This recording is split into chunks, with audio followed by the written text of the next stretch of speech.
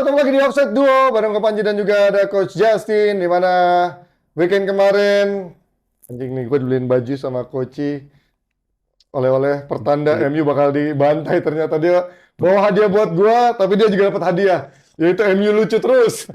Itu pelipur lara. Anjing, gue kesel banget. Gue udah pengen pakai jersey ini dengan bangga dari Senin, taunya kalah dibantai. Tapi kita sudah memperdebatkan beberapa point of view waktu di derby kemarin juga. Mungkin lu udah bahas juga. DPI juga Di DPI tadi. juga bahas. Tapi gue pengen bahas dari interview per interviewnya dari Arne Slot dulu, Coach. Karena dia bilang dia sudah mempelajari cara mainnya Ten Hag MU musim lalu dengan pressing wingernya nomor 9 dan nomor 7 dan juga 11. Dan tahun ini dia lebih mengedepankan nomor 9 dan 10 ketika pressing, dan ketika transisi wingernya sangat naik sekali dan membuat gampang diekspos dari sayap-sayap. Dan dia bilang Luis Diaz dan Salah leluasa sekali untuk bisa nge-expose di sana. Dan emang kemarin benar-benar enak banget gitu. Jadi kemarin build up-nya itu dibiarin Dalot. Iya, Dibiarin Dalot. Iya. Dan kalau lihat kenapa TAA naik terus, biar mereka lihat Rashford ini malas. Iya, benar. Iya, ini yang si Tai ini memalas. Iya. Jadi memang sengaja biasanya TA itu ke dalam, winger keluar, Betul. 4 di tengah, Iya. oke? Tapi karena dia lihat Rashford malas, dibiarin Salah yang masuk, Iya. Arnold yang keluar, sehingga Rashford berapa kali telat Betul. untuk ngikutin. Nah ini titik lemahnya. Sama kalau build up, Dalot yang dibiarin. Iya. Ini titik lemahnya MU dimanfaatkan. Ya, ditambah kemarin Arne Slot juga bilang di sisi tengah dia punya pemain-pemain yang punya mobilitas dan juga Iya. agresivitas dalam merebut bola untuk Kemarin pressing, itu kalahnya di tengah. ya. Dan kita lihat. Gue nggak bisa salahin Maino, Iya. Casemiro jelas salah, tapi gue bilang kesalahan taktikal. Kalau kesalahan taktikal itu kan ada dua. Either pemain tidak menjalankan taktiknya pelatih, Ya. atau pelatihnya nggak salah menerapkan taktikal. Ya. Karena pada Maino terlalu sering ke depan, sehingga tangannya kosong. Betul. Harusnya salah satu center back yang maju untuk nutupin, atau bergantian dengan Casemiro. Nah, kayaknya koordinasi sehingga seperti yang kita kemarin bahas, jaraknya terlalu jauh semua. Ya, Karena nggak ada koordinasi. Dan Nah, ini menjadi PR buat Ten Hag. lebih parah anehnya waktu Casemiro digantikan langsung di babak kedua awal masih Toby Collier Frankie de Jong KW itu, agak aneh gue ngeliat kok dia malah bermain lebih bertaruh dengan memasang ketika menyerang si Collier itu maju ke depan kan? Minimal Collier ini maju ke depan, baliknya juga cepat. Iya. Walaupun ball handlingnya katro, Ya nggak ada additionalnya lagi. nggak ada, sama sekali nggak ada. Iya, kan? Cuman minimal dia masih lari, masih bisa ngerecokin lah, kasarnya begitu. Iya.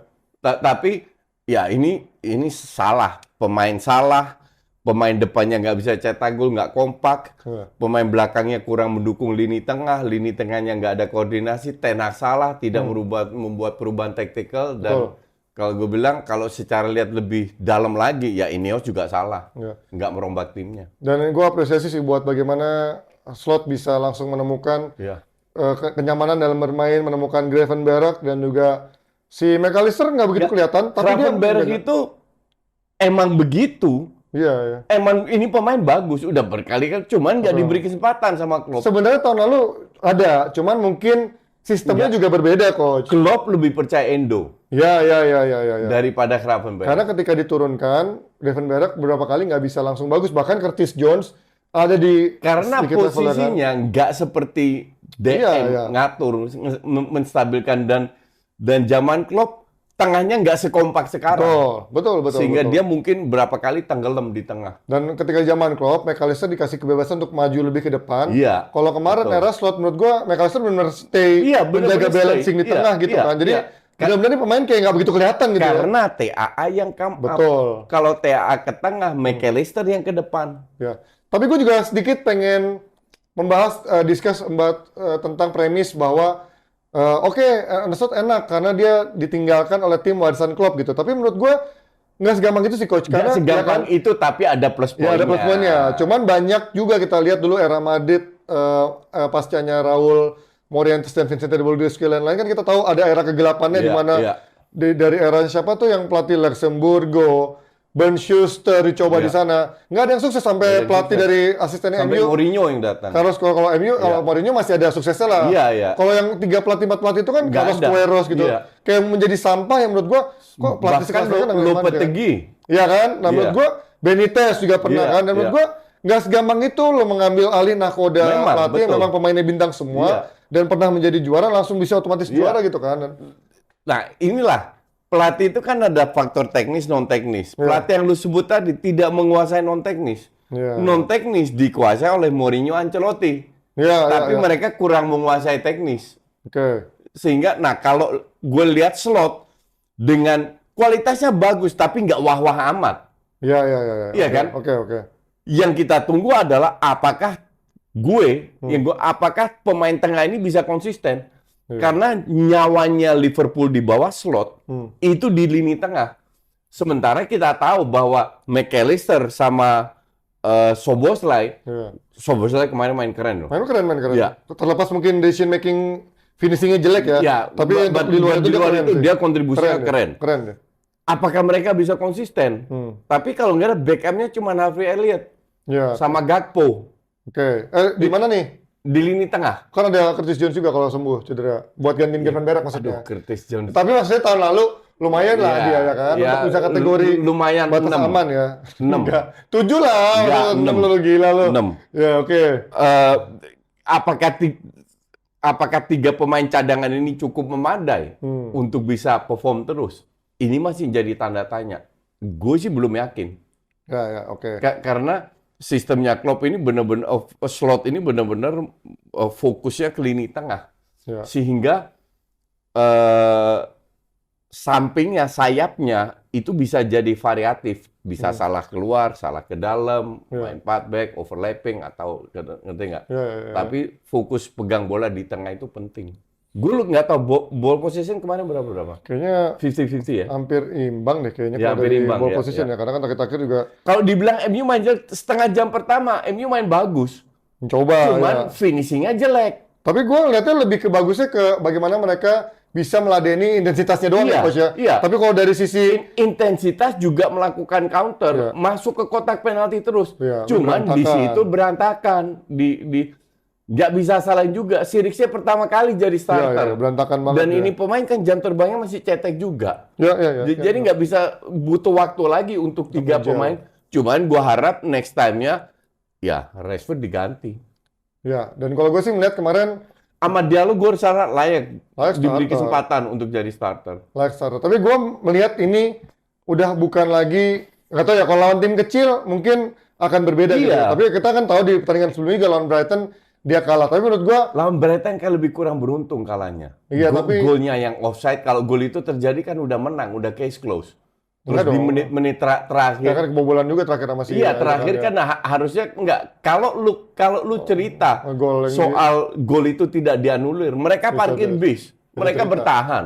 Iya, tapi maksud gue banyak kesalahan minor yang menurut gue ketika dalam posisi seperti ini mendingan MU main pragmatis dulu coach. Gue melihat lu terlalu riskan mencoba bermain kayak pressing tinggi seperti kemarin, terlalu high risk Sebenarnya banget ya. itu bisa Ya kan? kalau lawan tim Lawan tim besar. kecil, iya. Lawan tim besar dong. Kan dia bisa bermain lebih kalau lawan tim kecil akan sampai nunggu juga. Sebenarnya tim kecil itu tergantung timnya juga, Iya sih. karena banyak tim kecil juga Udah mulai berani keluar. naik, Spurs, Villa, ya kan, iya. Brighton udah mulai berani naik. Tapi Iya. gua melihat kemarin justru ketika lo lawan Liverpool, harusnya lo kemarin bermain lebih memperkuat pertahanan lo dulu, bukan bermain ambil resiko tinggi, ya kan? Nanti kalau lu bertahan jebol duluan salah lagi. Ya minimal di situ diuji coach kekuatan back lo dan koordinasi compactness defense lo kuat apa enggak dengan barisan delik Nggak, dan lain-lain. ini karena kita bicara setelah pertandingan, oke, Iya sih, benar. iya. Cuman sebelum pertandingan kan, kalau setengah jam pertama ini, wah dua-dua main terbuka. Iya, Dua-dua oke. saling nyerang. Iya. Intensitas tinggi. Kalau dengan keberuntungan MU dapat gol jatuh dari langit apa, kan bisa berubah. Percaya diri lebih meningkat dan lain-lainnya. Enggak, tapi kalau dari sistem kepercayaan diri dia dari press resistance-nya udah kelihatan coach bagaimana De Ligt, Mazraoui, terus juga Deli kan baru gabung. iya, enggak maksudnya di pertandingan kemarin keluar press resistance keluar dari tekanan, gua nggak melihat mereka ada dalam kapabilitas untuk bisa keluar dari tekanan lawan Liverpool kemarin. Gue rasa, oh ya lawan ya Liverpool kan? enggak. Jadi menurut gua kemarin ya lo mendingan kemarin main pragmatis, kuatin di defense lo daripada lo kemarin main high defensive line yang bukan high defensive ya. high risk ketika lo transisi mainkan Ya, itu fullback yang risiko yang diambil oleh pelatih Ya. dan pelatihnya kalah. Kalah strategi kemarin harus diakui. Cuman kalau kita seandainya gue bilang MU bisa curi poin, mungkin ceritanya beda. Curi gol, kalau curi poin nggak mungkin lah. Curi gol di kenapa awal enggak? lah. Itu bisa aja mereka dapat seri atau apa. Karena menurut gue kemarin udah outclass sih. Outclass gara-gara match babak kedua yang outclass. Iya.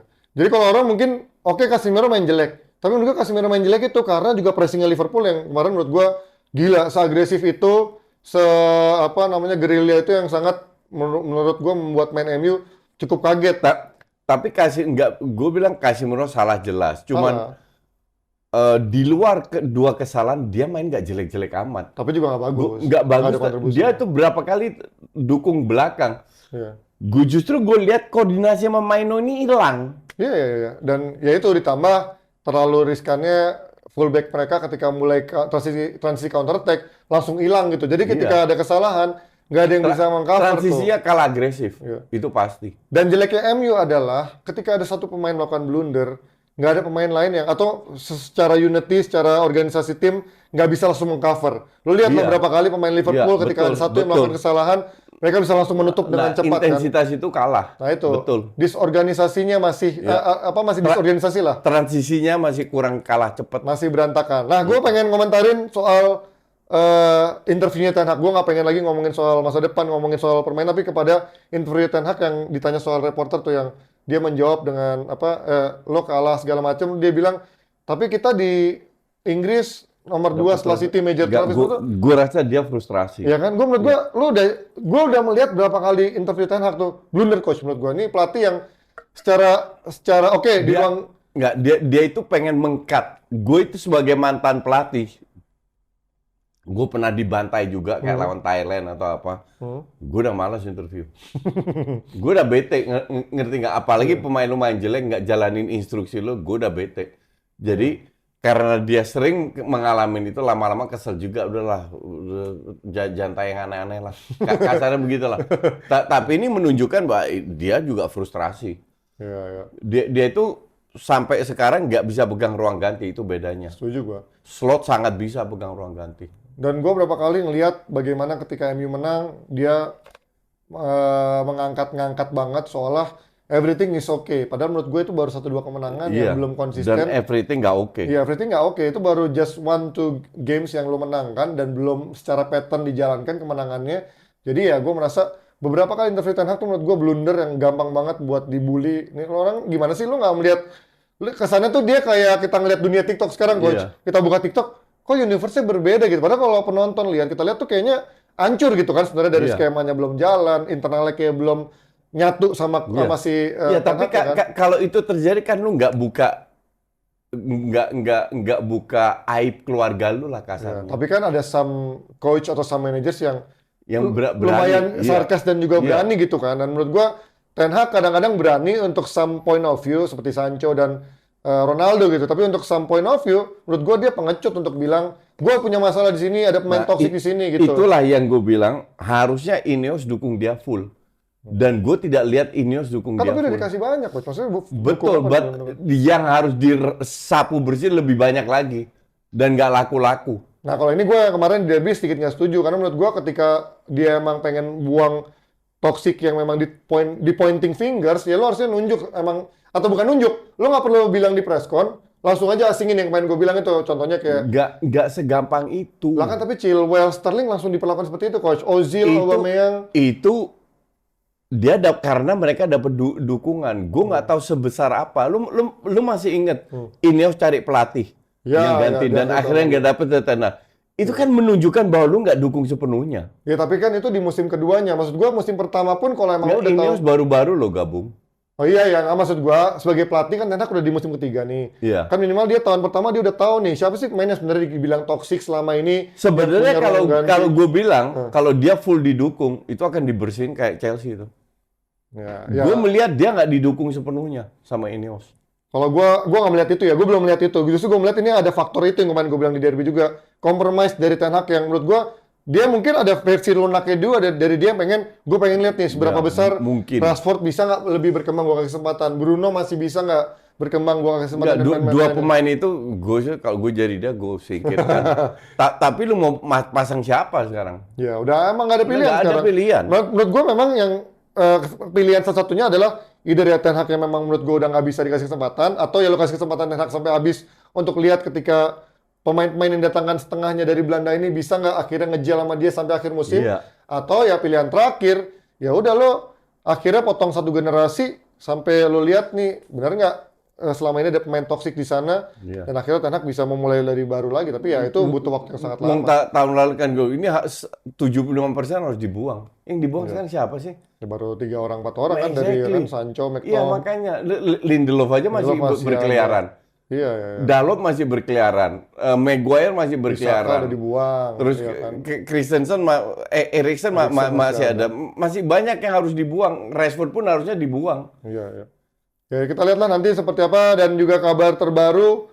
Gue kemarin baca dari interview Ten Hag juga katanya Ugarte ini kenapa nggak ada, karena dia emang pramusim kan nggak main, dan Iya. menurut dia Butuh cukup lama sebulan, kan, iya. sebulan. Menurut anjing, sebenarnya kita fans MU udah pengen anjing kita butuh Ugarte, butuh Ugarte. Gue rasa dia akan lebih cepat mainnya. Ya harus mau nggak mau, karena Mungkin menurut gua nggak urgent sebagai sih. starter, Iya, ya, pelan-pelan. tapi pelan-pelan. Lebih cepet lah Iya. di involving 15 menit Iya kan? dulu, 20 menit. bertahap lah match fitness Iya, ya, 15 iya, menit, iya. 20 menit, setengah jam sampai akhirnya Bahkan di si start Eriksen harus diberi kesempatan 4-5 kali sebagai Ya, starter. ya. Ya karena emang nggak fair juga lu menilai cuma dari satu pertandingan dan melihat Iya, oh ini nih betul. katanya Dan diminta- lawannya Liverpool Iya, loh, itu. bukan lawan ecek-ecek. Katanya minta starter tapi nggak bisa apa-ngapain ya. Lu pertama lawannya Liverpool, kedua ya emang nggak segampang itu langsung bisa nyetel di Premier Iya. League di pressure yang sangat besar, apalagi minggu lalu juga MU juga baru kalah kan lawan Brighton. Iya. Jadi tensinya lagi tinggi. Oke, itu dari MU dan juga Liverpool. Kita nggak akan bahas yang lebih panjang lagi, tapi gue pengen bahas still deal coach. Kalau kemarin kita di Derby ngomongin apa sih kalau kata Hanif istilahnya tuh transfer terbaik gitu. Kalau gue lebih pengen still deal dari Premier League, kasih deh 3 nama pemain menurut lu still deal di bursa transfer Premier League atau Sterling. nah ini sama lagi anjing, gue baru mau ngomong pertama Sterling ya, Sterling, still deal ya. Iya. Menurut gue still deal itu Sterling, oke, gue sama Sterling. Kedua siapa di Premier League dulu? Mazraoui. Iya, 15 juta ya. Iya. Betul, gue juga setuju. De Ligt gue bilang akan bisa sukses tapi nggak murah juga. Jadi Iya, karena nggak gue murah. pilih Mazraoui. Satu lagi, Ketiga,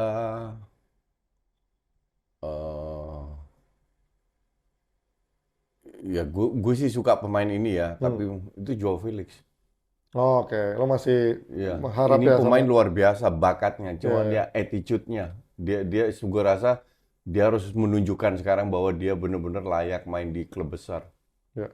Kalau gue sih sama 2, Mazraoui dan juga Sterling, karena ya lo tau lah Sterling udah punya pengalaman cukup banyak, Iya. terus juga Dan usia baru usianya 29. masih 29, dan menurut gua ya mungkin orang ada yang skeptis ya, oh Arteta udah pernah bawa Zinchenko dan Gapsus, nggak begitu bagus-bagus amat, tapi menurut gua juga mereka nggak jelek-jelek Zinchenko amat. di City juga nggak bagus-bagus Iya, amat. maksud gua- Gattuso pun juga, maksud makanya gua- dijual. Maksud gua memang berarti nggak jelek-jelek amat juga di Arsenal Iya. kan, tapi menurut gua Sterling adalah selevel di atas 2 orang ini Iya, yang bener. selama setuju. ini bisa memberikan Iya. added value ya. Kalau gue yang ketiga menurut gue masih dari pemain Arsenal, Calafiori menurut gue still deal. Karena oke lah 40 juta itu mahal. Tapi buat back yang menurut gue lagi high Gue commodity. terlalu sedikit nonton. Gue nonton Calafiori tahu kapan? Apa namanya, Piala Kemarin Eropa kemarin. aja. Ya. Kemarin aja. Sebelumnya gue nggak pernah tahu nih pemain. Kalau gue melihat ini still deal karena gue pernah beliau Ya, beberapa kali ya gua di nggak Bolonya, tahu, kedua ya. di Piala Eropa, dan kemarin lihat dia baru main sebentar. Cara dia bergerak cepet banget ya. iya, Karena iya, menurut iya. gue ini pemain untuk 40 juta susah nyari back yang modern kayak Iya. sekarang coach ya. Semoga. Back tengah yang bisa maju, bisa menjadi pemain sayap, bisa jadi megang pemain bola. tengah juga. Ini luar biasa. Bahkan menurut gua dia lebih apa ya? Mungkin Mirip kedepannya Bastoni nggak sih? lebih mahal dari Bastoni menurut gua. Ininya ya menurut gua value-nya Bastoni karena kan juga sering banget ke ya, depan. tapi kan lebih kenceng ya Calafiori kan. Kalau Bastoni lebih lambat. Nggak tahu, gue itu nggak pernah lihat dia benar. Hanya mungkin cuma di Piala Eropa juga. Dan Italia kan juga sampai perempat final atau apa, per-8 final. Kayaknya cuma perempat deh kemarin kan. Lawan siapa dia kalah? Gue lupa yang kita siaran itu kan. Gue lupa deh lawan Ya apa? Intinya gue nggak bisa menilai ini pemain. Ya ini menurut gua Bastoni sekarang sedikit di atas Calafiori, cuman bedanya Bastoni agak sedikit lambat ketika diminta untuk adu lari sama orang. Nah, Calafiori ini versi lebih cepatnya dan juga versi lebih agresif. Mungkin kalau lo ingat nih mungkin Sergio Ramosnya versi Italia lah zaman muda coach ya, karena Ramos kan sebelum jadi back tengah, jadi back sayap kan. Nah, Calafiori sedikit itu ya mungkin levelnya belum sampai Ramos ya. Dan menurut gua ini still deal-nya. Dan pastinya di bursa transfer tanggal 2 September ini sudah tutup ya coach ya. Ini menandakan bursa transfer Eropa sudah tutup kecuali untuk pemain-pemain yang emang nggak punya kontrak. Seperti Memphis Depay. Terus juga siapa Tom lagi? Haye. Tom Haye. Iya, nanti kita bahas soal Tom Haye ya. Dan ya masih menunggu mungkin pemain-pemain yang masih bebas kontrak untuk direkrut tim lain. Osimhen nggak punya klub. Nggak punya klub. Mampus Osimhen kebanyakan gaya, tapi nggak apa-apa. Bagus, yang penting nggak ke Arsenal ya Osimhen. Mendengarkan Nanti saya. Januari bisa ke Arsenal. Dan yang pasti jelas banyak banget pemain-pemain bintang sudah datang ke Premier League. Tadi kita juga bilang udah beberapa still deal yang pasti bisa disaksikan aksi mereka di musim ini hanya di Premier League dan nontonnya cuma di channel resmi, yaitu di video. Karena semua pertandingan Premier League disiarkan di video tuh coach. Karena ada promo menarik juga coach. Ya video, betul sekali, ada promo Diamond All Screen 1 tahun cuma 947.000 di lapagaming.com. Harga sudah termasuk pajak. Ya, si jamin paling murah, kalian nggak akan bisa dapetin harga semurah ini dimanapun selain di Lapak Gaming. Langsung aja beli sekarang di lapagaming.com, tinggal klik link di deskripsi dan di pin komen di bawah ini. Lapak Gaming dijamin aman, harga final. Nah coach, sedikit sebelum kita ke Indonesia, komentarin dong, Mbappe cetak gol debut. Menurut lo awal yang bagus nggak buat Madrid? Ya buat Mbappe bagus. Iya kan, cuman ya perjalanan masih jauh buat Mbappe. Gue lihat pertarungan Barca sama Madrid akan lebih seru. Oke, lu berarti udah optimis nih. Barca walaupun dengan kesulitan finansial ya? Lebih bisa menyaingi Madrid dibanding musim lalu. Faktor apa menurut lo? Hansi Flick-nya? Flick. Ya kan, walaupun nggak ada pemain penting ya yang datang ya. Lu kan tahu pendapat gue tentang Xavi. Iya, betul ya kan. Nah ini beda, dan Flick juga salah satu yang gue bilang, oh gue happy kalau Flick datang. Ya walaupun tanpa pembelian yang signifikan, cuman memang nggak perlu. Dan tapi lo akhirnya merawat kan, kalau Rafinha sebenarnya nggak sampah kan untuk pemain. Kapan lu lihat Rafinha main kayak 2 match terakhir? Waktu musim lalu bagus coach yang musim lalu nggak bagus. Akhir-akhir yang lain sempat nyetak hampir 2 gol itu yang 1-2 pertandingan aja. Tapi maksud gue dia juga bukan yang tanpa kontribusi dibanding kayak apa ya?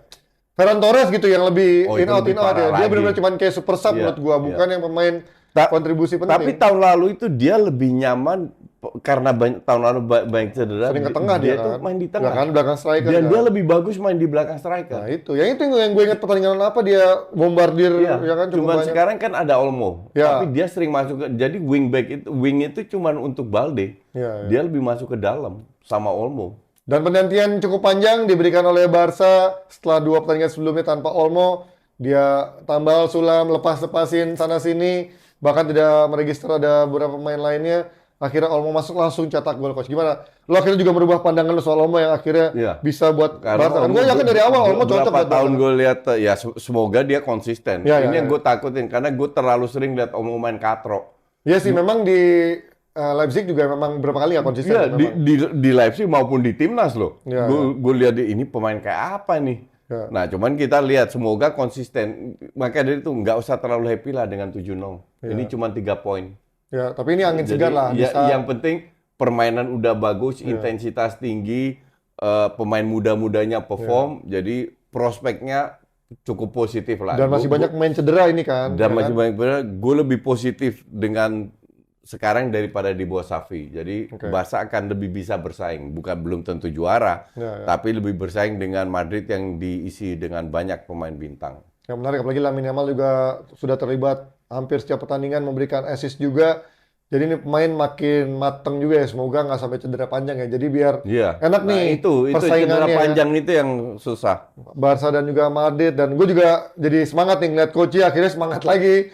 Ngedukungannya setiap kali tahun lalu gue ajakin di Barca. 2 tahun katro lo Barca itu. Malas gue. Ya gini lah. Gue udah malas gue nonton Barca tahun lalu. Jadi setiap kali gue mau review Barca, udah males dia masih review Barca. Sekarang masih lebih semangat kalau kita bahas La Liga. Sekarang lebih seru. Komparasinya di saat, walaupun Barca nggak beli siapa-siapa yang signifikan gitu dibanding Madrid, tapi faktor Hansi Flick-nya menjadi pembeda banget.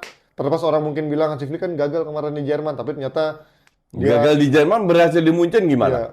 ya, ini ternyata dia bisa menyuntikkan darah baru atau semangat baru di Barca dengan banyak pemain muda yang ternyata bisa difungsikan oleh dia ya. Ini luar biasa dan ketika menang besar pun itu yang selalu diangkat-angkat oleh media kan. Dia nggak pernah kelihatan selebrasi norak-norak Lebay, yang kayak dulu misalnya ketika tahun lalu Arteta lah yang sampai manas-manasin iya. itu kan. Menurut gua ini orang emang dingin nih, orang ngeri nih. Arteta emang lebay. Enggak, kalau Arteta bagus. Tapi kalau Hansi Flick lebay.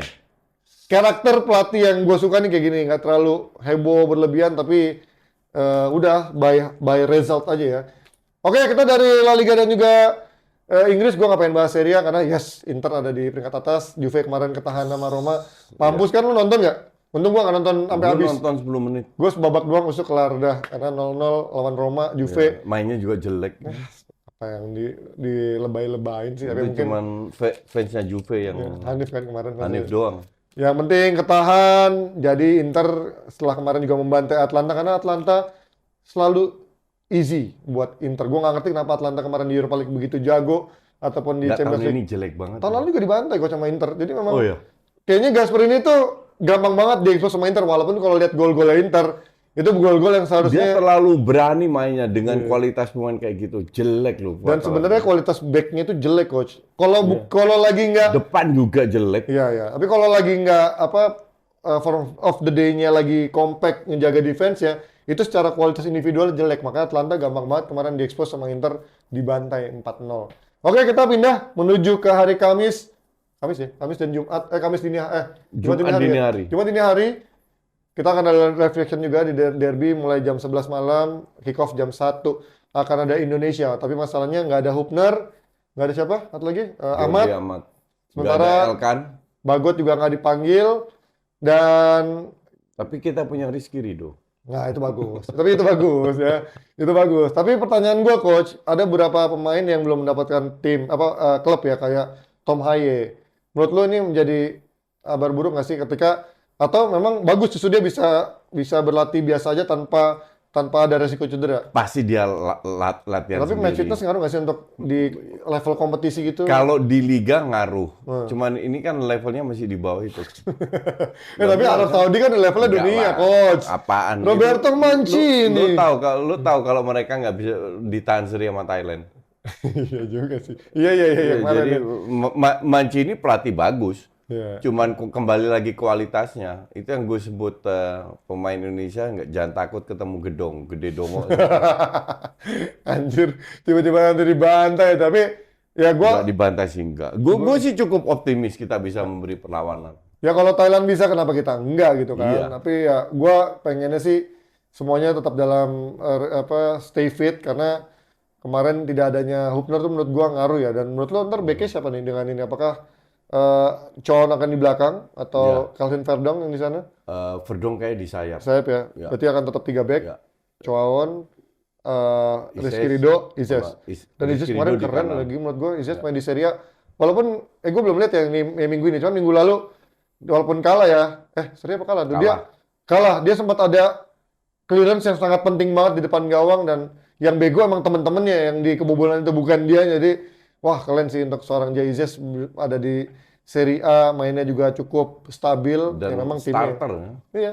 Dan kemarin sebenarnya Venezia di minggu lalu mainnya cukup bagus dari sisi serangan. Oh, lawan Torino. Iya benar, lawan Torino. Ya kalah 0-1 di Iya, kandang. sebenarnya itu lebih banyak serangannya Venezia, coach. Cuman emang eksekusi di depan gawangnya berantakan banget pemain-pemain depannya Venezia. Dan akhirnya kecolongan lewat gol-gol scrimmage di kotak penalti itu menurut gua anjing. Dan itu bukan bagiannya Jay Izes yang jagain. Tapi ya ini merupakan sejarah juga Jay Izes. Gue nggak peduli dengan Venesia, gue peduli dengan Ya, ICS. dan tapi Jay Izes akan kembali membela Indonesia nih lawan tim-tim Arab.